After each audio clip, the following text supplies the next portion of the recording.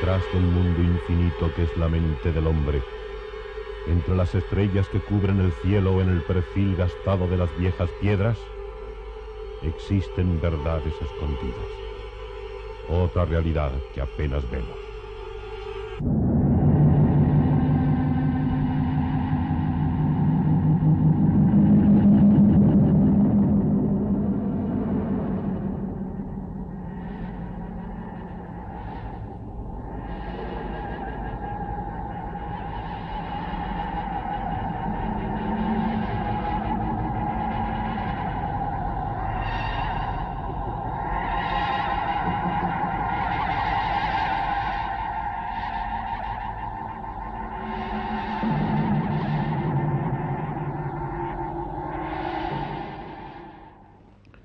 Buenas noches. Si ustedes recuerdan, cuando hablábamos del tema de la telepatía, un tema que esbozamos y aún no terminamos, concluíamos haciendo referencia a ese molesto secreto oficial que guardan determinadas administraciones en cuanto se refiere a determinados temas. Tema OVNI, tema parapsicología y otros muchos más temas. Problemas estos de secreto oficial, de top secreto, que no son exclusiva de la administración norteamericana, por ejemplo, sino que suceden en todos los países y de una forma normal. También aquí en España, a nivel de ministerios, se guarda bastante silencio respecto al tema de los ovnis. Pero concretándonos en el tema de hoy, en el tema de la parapsicología y en especial en el tema de la telepatía, hablar de secretos oficiales nos lleva a hablar del colmo de los secretos. La nación que en este momento más está investigando sobre la materia y sin embargo más hermetismo guarda respecto a los resultados obtenidos. Me estoy refiriendo a toda la Europa oriental y concretamente a Rusia. A pesar de que la difusión que sobre estos temas, en concreto el de la telepatía, hace la administración rusa, sin embargo, y teniendo en cuenta que probablemente lo que nos llega es la mitad de lo que se ha obtenido, aún así, y contando con esos elementos tan escasos que se han difundido a la opinión pública, aún así, repito, los experimentos y los resultados obtenidos por la parapsicología en Rusia son casi increíbles. Tengan ustedes en cuenta que si en el otro programa de telepatía hablábamos de la experiencia realizada con los norteamericanos a nivel de submarinos atómicos, fueron realmente los rusos los primeros que iniciaron este tipo de investigaciones. Y con una variante que nos importa mucho en este momento. No recurrían a la telepatía humana, sino que recurrían a la telepatía animal. Ellos habían comprobado ya que con lazos de consanguinidad, con lazos de familiaridad muy estrechos en animales, se producía el fenómeno telepático. Entonces, en los submarinos que ellos utilizaban, embarcaban, colocaban a bordo una serie de conejos jóvenes, mientras que el conejo madre quedaba en la base. En un momento determinado, en unos días y en unas horas prescritas de antemano, era sacrificado uno de los conejos jóvenes a bordo del submarino que estaba a cientos o a miles de kilómetros de distancia de la base.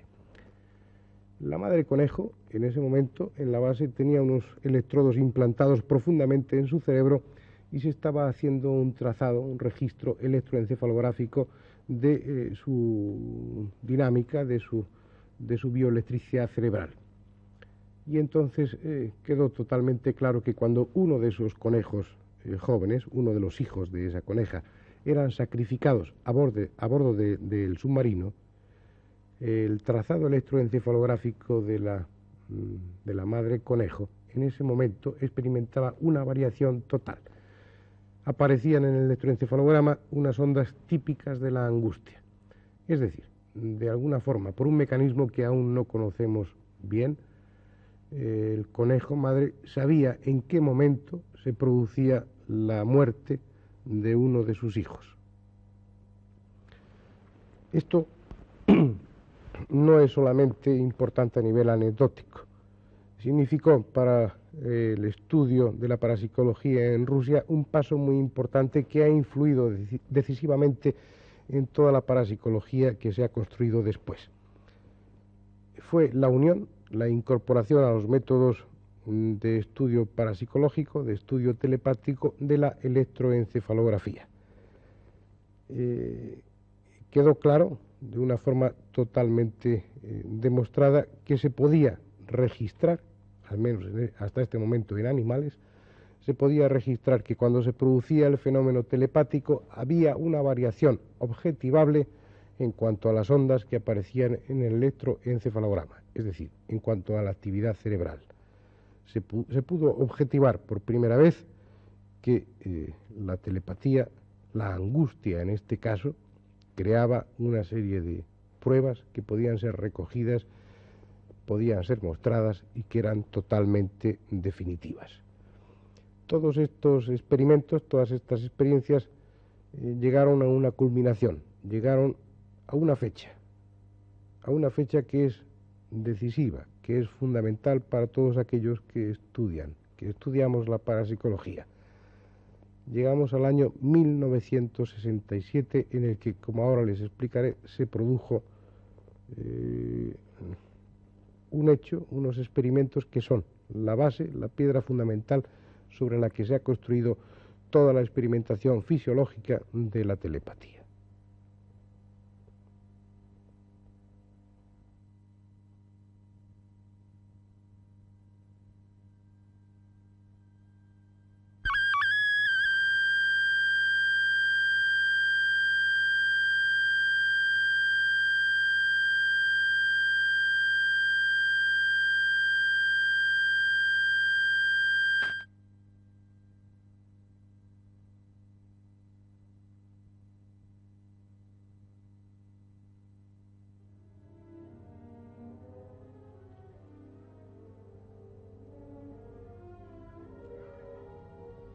Esta es una foto histórica, en parte referida a aquel acontecimiento. El primero de su izquierda es Nikolayev, el receptor, uno de los mejores receptores telépatas que probablemente hay en este momento en el mundo. También en ese grupo está Naumov, uno de los que se dedicaron a estudiar este fenómeno al que vamos a hacer referencia ahora. No aparecen en esa fotografía nada más que Nikolayev y Naumov. Sin embargo, en este experimento de 1967 había una pareja que era fundamental, Nikolayev y Kamensky. Una pareja de telépatas, uno que actuaba como emisor, era Kamensky, y otro que actuaba como receptor, Nikolayev, que venían experimentando desde 1960. Con un éxito en un casi 100% de los casos se transmitían imágenes, se transmitían sonidos, se transmitían sentimientos. En 1967 se decidió hacer un experimento que, como les decía, sería fundamental para toda la parapsicología que se construyó después. Había 3 científicos que corroboraron, analizaron, estudiaron y garantizaron con su presencia el resultado de estos experimentos. Uno era Naumov, que lo vieron en la fotografía anterior, otra era Pavlova y otro era Sergeyev. El experimento consistió, mejor dicho, en que Nikolayev, el receptor, estaba en Leningrado, en una cámara aislada, totalmente aislada, por la que no se podían filtrar ni sonidos ni ningún otro tipo de influencias. De esa cámara salían una serie de cables conectados a distintas partes del organismo de Nikolayev, que en otra habitación estaban conectados con una serie de aparatos que controlaban Naumov, Pavlova y Sergeyev. Mediante estos aparatos se podía determinar una serie de parámetros fisiológicos del sujeto a experimentar, en este caso de Nikolayev.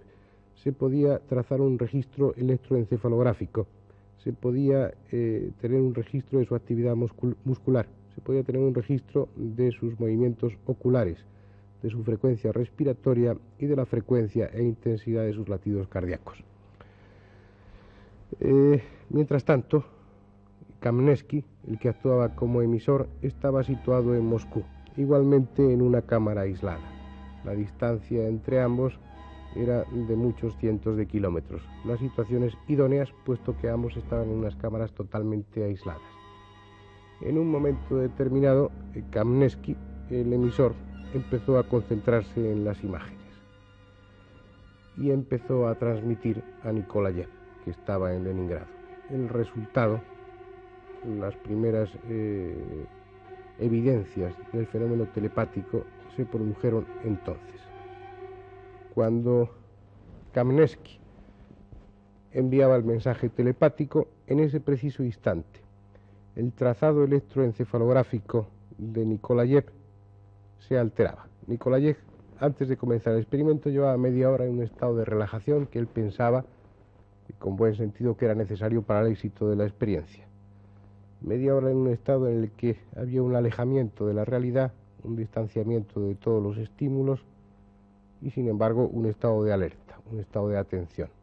Esa relajación que, como veremos después, es imprescindible para el éxito en todo este tipo de experiencias.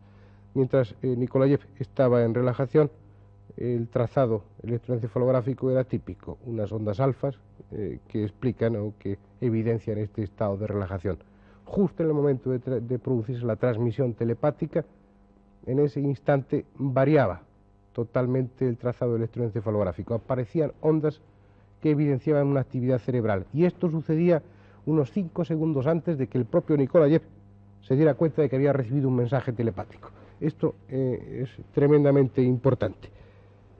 Estos 5 segundos significa que la comunicación entre el emisor y el receptor era por vía inconsciente. Probablemente esos 5 segundos eran los que trataba Nikolayev en darse cuenta de que había recibido el mensaje telepático y, mediante una señal con la mano, decir que lo había recibido. Este experimento se repitió una y otra vez, de una forma exhaustiva, y al cabo de meses de experimentación quedó totalmente evidenciado, probablemente por vez primera, que el fenómeno telepático podía objetivarse y podía registrarse en un trazado electroencefalográfico.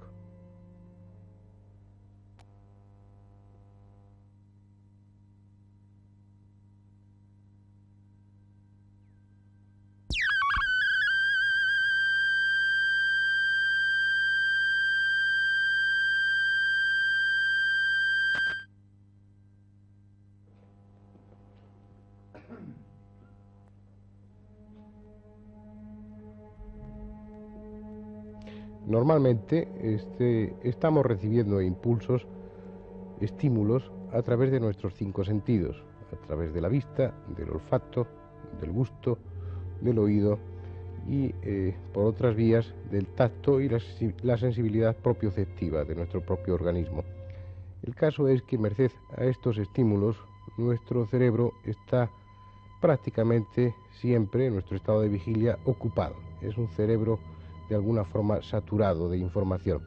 Si en ese momento, en esa situación, se produce un impulso telepático, alguien nos envía una señal telepática, ese impulso no va a llegar porque el cerebro, ese cerebro que está ocupado y saturado con la información que está recibiendo de nuestros sentidos, ese cerebro no tiene el estado de relajación, el estado de vacuidad, el estado de reposo suficiente como para recibirlo, y no penetra la señal telepática. A no ser en unas circunstancias extremas, como comentábamos en el programa que hacía referencia antes a la telepatía.